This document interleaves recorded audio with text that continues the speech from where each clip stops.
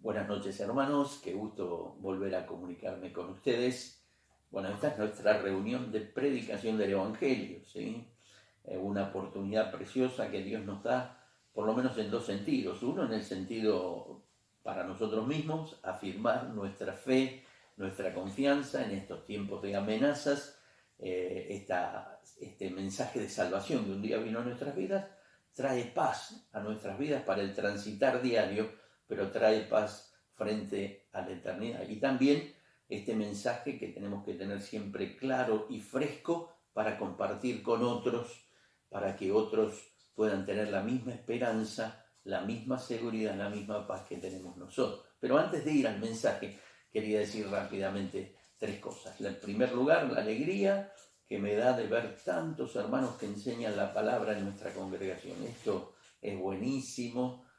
Yo aprovecho mucho los devocionales, aprovecho mucho los sermones que se dan de las diferentes reuniones y me gozo porque esto también tiene que ver con el futuro de nuestra congregación. En segundo lugar, quería alentar a los hermanos, ya lo ha hecho Luis en otros de los mensajes que hemos tenido, alentar a los hermanos que están en ministerio, ¿sí?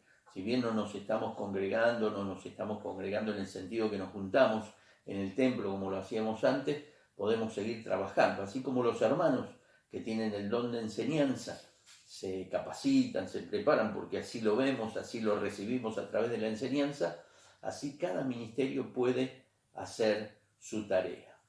Por ejemplo, el ministerio de música, seguir trabajando, mejorando los aspectos que tienen que ver con el ministerio musical, el día de mañana poner esa capacitación cuando nos volvamos a congregar en nuestra iglesia local. Los hermanos que son maestros de escuela dominical, tratar de tener algún tipo de contacto en la medida de lo posible con sus alumnos, lo mismo cuidando el tema de la pandemia, de no salir, de estar en casa, pero cuando salimos al supermercado, por ejemplo, los hermanos del ministerio de cuidado del templo y de cuidado del parque, darse una vueltita para ver cómo están las cosas, estar activos aún en medio de esta situación.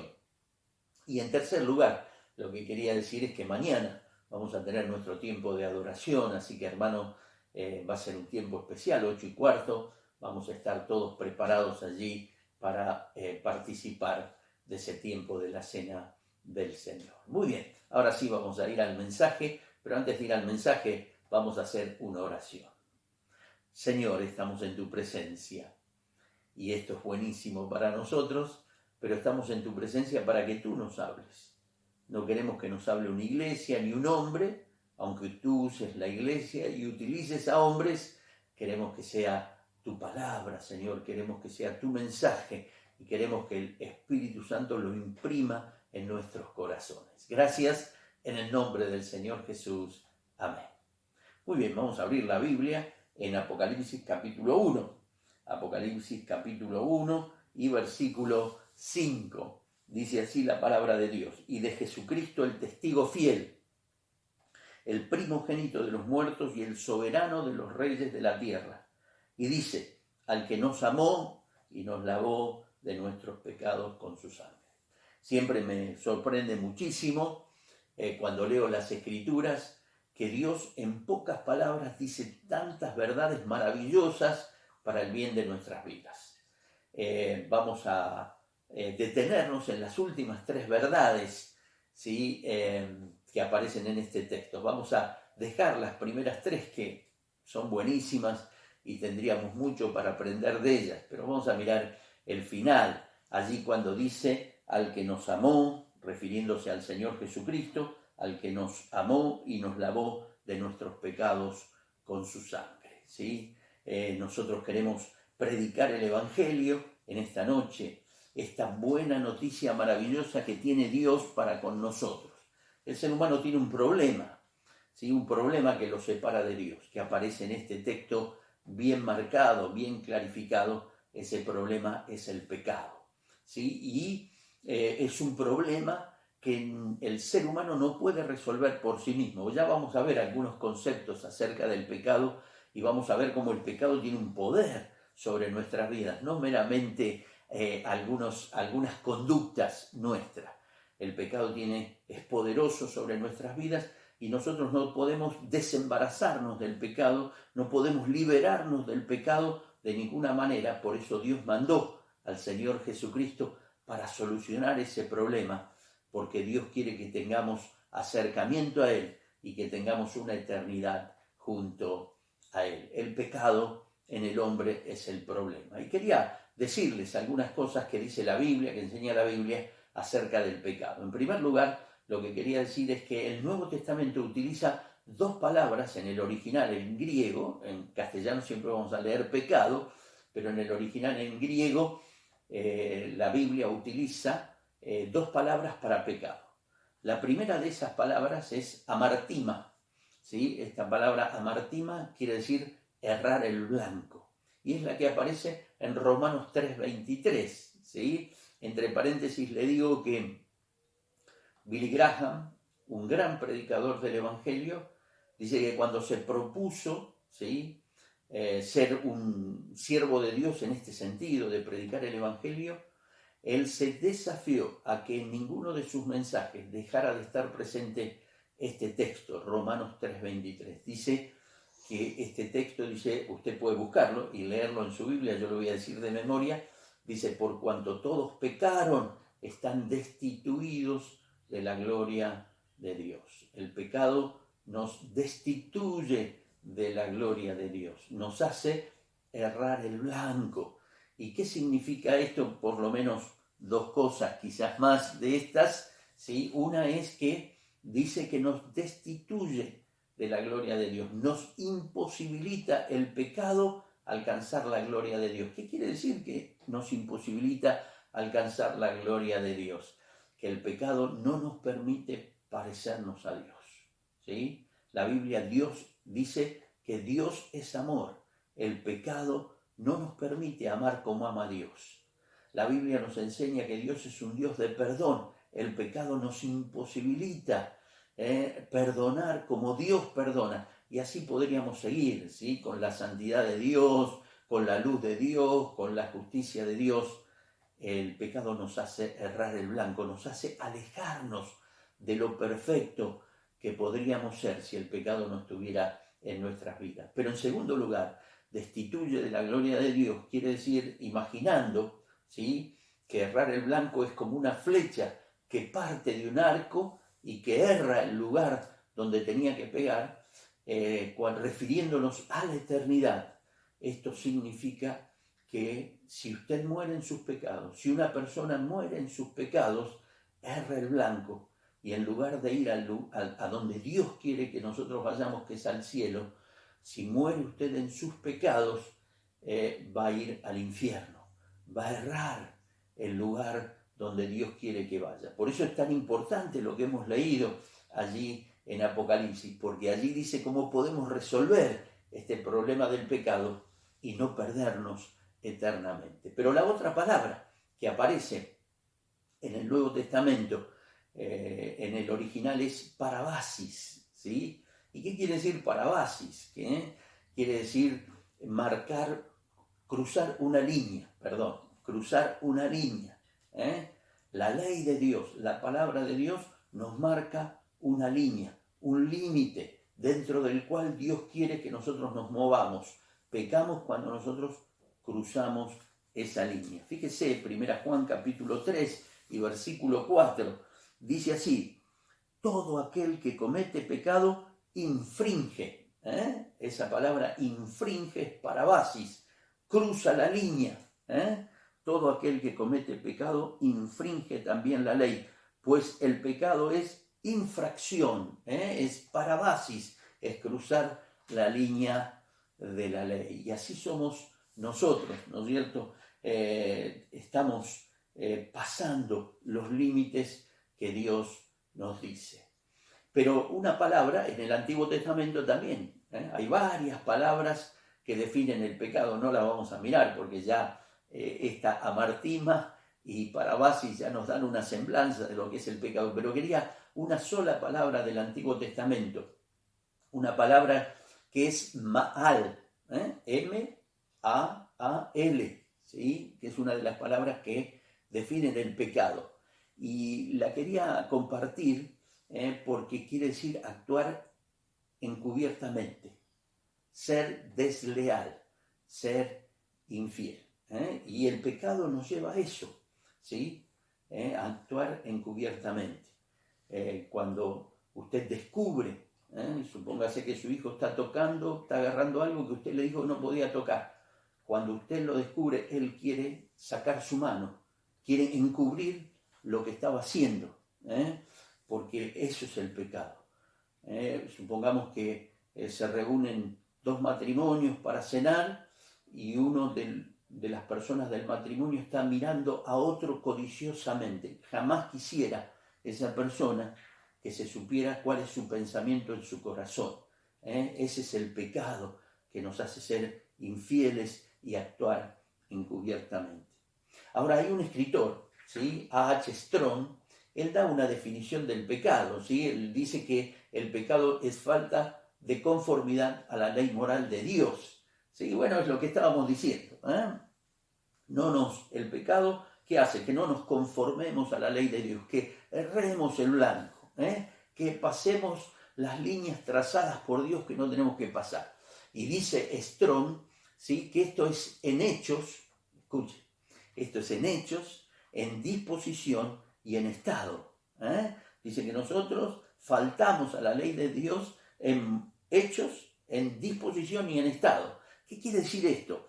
Yo quiero mostrarle cuán fuerte es el pecado en la vida del ser humano y cómo lo toma. En hechos creo que todos lo entendemos. Cuando, supongamos, yo robo, pequé. Ese hecho es un hecho pecaminoso, ¿sí? Cuando yo agredo a una persona, pequé, ¿sí? Tendría que amarla, no agredirla. Hechos. Pero él dice que no solo son hechos, sino disposición. ¿Qué quiere decir disposición? Disposición quiere decir que yo puedo estar sentado sin hacer ningún hecho y puedo estar pecando. Supóngase que mis pensamientos me llevan contra una persona, mis pensamientos me llevan a pensamientos lujuriosos, deseos pecaminosos, deseos sexuales, ¿sí? No estoy haciendo nada, pero mi disposición al pecado está allí presente. Pero él dice que también es un estado el pecado. No solo son hechos, no solo es una disposición, sino que es un estado. ¿Qué quiere decir? Que nosotros somos pecadores siempre. Aunque no estemos haciendo lo malo, la Biblia enseña que somos pecadores siempre. ¿Qué quiere decir esto? Le voy a dar un ejemplo. Supongamos que yo a las 6 de la tarde de un día mentí. No es que allí me convertí en mentiroso. Ya era mentiroso a la mañana, ¿sí? Solo que en ese momento manifesté lo que ya es un estado en mi vida. Vamos a dar otro ejemplo sobre esto, ¿no es cierto? Supongamos que yo me arrepiento de mis pecados y en ese momento me anestesia y me dejan dormido para el resto de mis días hasta la muerte. Igual soy un pecador, ¿sí? No lo manifiesto porque estoy anestesiado, ¿sí? Pero si yo se quitara el efecto de la anestesia y volviera a actuar, volvería a manifestar esas tendencias. Por eso la Biblia es la Biblia. Por eso la Biblia es la verdad de Dios. Usted sabe, y yo sé absolutamente que esto es así. Y dice el texto que citamos, Romanos 3:23, por cuanto todos pecaron. Todos tienen este mismo problema. Yo enseño esto con la Biblia y todos los que me están escuchando, ¿sí? Saben que esto es verdad. Y esto nos crea, como decíamos, el pecado nos crea un problema con Dios. Nos separa de Dios, nos hace transgredir las leyes de Dios. Y Dios no puede tener tratos con un pecador, ¿sí? Le voy a leer un texto, si usted lo quiere buscar, búsquelo, vamos a buscarlo rápidamente. Está en el libro de Habacuc, en el Antiguo Testamento, y dice el libro de Habacuc, el capítulo 1, ¿sí? En el capítulo 1 de Habacuc, el versículo 13, fíjese lo que dice acerca de Dios. Dice, muy limpio eres de ojo para ver el mal, ni puedes ver el agravio. refiriéndose a Dios, dice, muy limpio eres de ojos para ver el mal, ni puedes ver el agravio, ¿sí? Nosotros, supóngase que usted me miente a mí, y yo descubro que usted me mintió, puedo ofenderme, pero nunca me ofendería como Dios se ofende, porque nosotros lidiamos con el pecado, estamos metidos en el pecado, pero Dios no es como nosotros. Dios es un Dios, dice la Biblia, 3 veces santo. Santo, santo, santo. No puede ser 3 veces santo, pero eso quiere, esa repetición de la santidad de Dios quiere magnificar que Dios no tiene nada que ver con el pecado. Por eso si yo muero con mis pecados, ¿sí? Si yo muero con mis pecados, Dios no me puede recibir, ¿sí? Dios condena el pecado, Dios condena el mal. Dios, que es un Dios justo, dice que no podrá tener por inocente al culpable. ¿Al culpable de qué? De errar el blanco, al culpable de transgredir sus líneas, a la persona que es infiel a él, como decíamos con la palabra mal. Pero ¿sabe qué? Lo maravilloso es que Dios lo ama a usted y que Dios me ama a mí. Y como nosotros no podíamos solucionar ese problema que nos separaba de Dios y que nos llevaba a una condenación eterna, Dios lo solucionó, ¿sí? Y fíjese, volviendo a Apocalipsis capítulo 1, versículo 5, dice, al que nos amó y nos lavó de nuestros pecados con su sangre. Se refiere al Señor Jesucristo.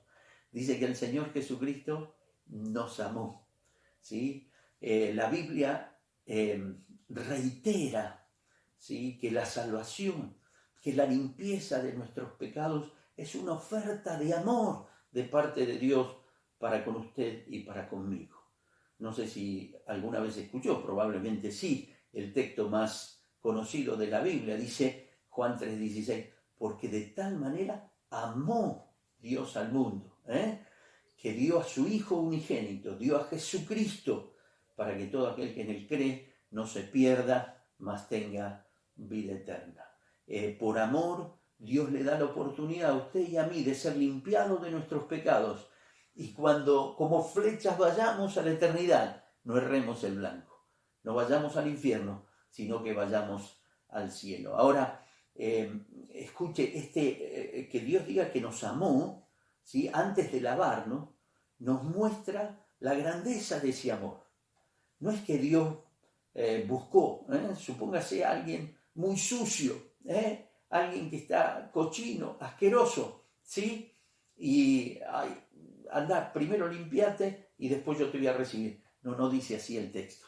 Dice que Dios nos amó, ¿sí? Que el Señor Jesús lo amó a usted antes de que usted estuviera limpio, ¿sí? Y quiero decirle que Jesús, que lo amó, murió en la cruz del Calvario para limpiarle de todos los pecados. ¿Cómo limpia Jesús los pecados de la vida de una persona? Bueno, Él cargó toda nuestra suciedad, todas nuestras transgresiones. Dice Isaías 53, el castigo de nuestra paz fue sobre Él, para que nosotros podamos estar en paz con Dios, para que nosotros podamos ir al cielo, ¿sí?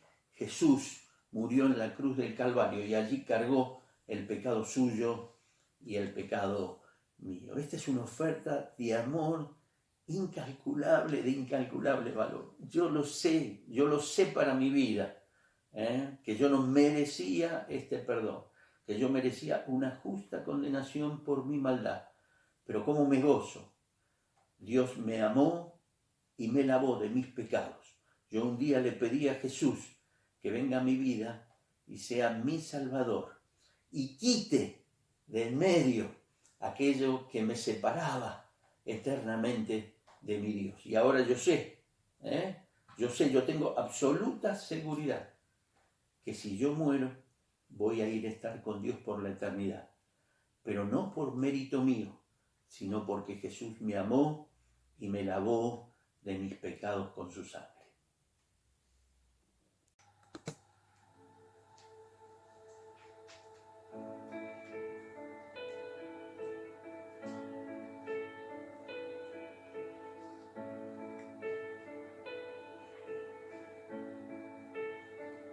Cuán grande abismo entre nosotros, Cuán alto monte fallé escalar, con desespero volví al cielo y en la noche te hice llamar. Allí en lo oscuro tu amor profundo cruzó la sombra y me alcanzó.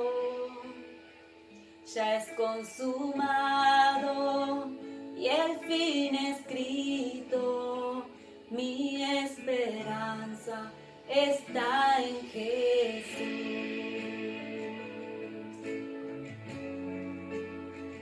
¿Quién imagina piedra tan grande, tan plena gracia al corazón? El Dios eterno dejó su gloria, de mi pecado Él se vistió. La cruz hablado, soy perdonado, el Rey de Reyes me adoptó. Señor hermoso, te pertenezco, mi esperanza está en Jesús. Oh, aleluya, sea el que me libertó, aleluya, de la muerte me arrancó, las cadenas quebrantó, y en su nombre hay salvación, mi esperanza está en Jesús.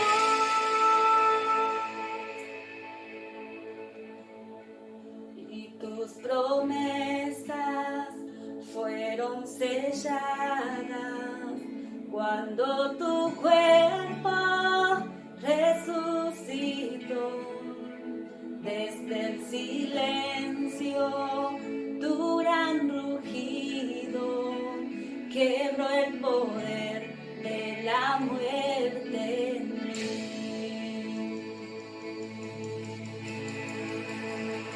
Y tus promesas fueron selladas cuando tu cuerpo resucitó. Desde el silencio tu gran rugido quebró el poder de la muerte en mí. La victoria está en ti.